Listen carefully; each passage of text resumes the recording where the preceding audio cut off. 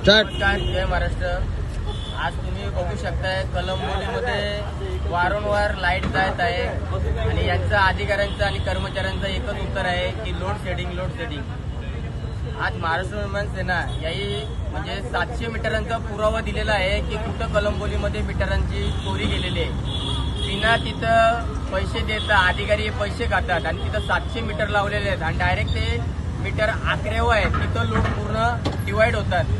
तुम्ही बघू शकता म्हणजे आजपर्यंत कलंबोलीमध्ये जे मोठे मोठे टावर झालेले आहेत अजूनपर्यंत पब्लिक राहायला पण नाही आली, त्याच्यानंतर काय म्हणजे इथून कलंबोलीची जी परिस्थिती खराब होईल।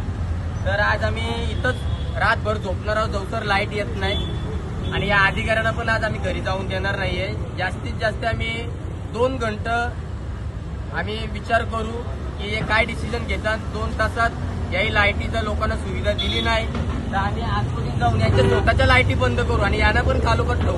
काय त्रास होतो यांना पण दिसू दे। आज कलंबोलीच्या नागरिकांना बारक्या 1-1, 2-2 वर्षाची मुलं असतात, आज त्यांना किती त्रास होतं।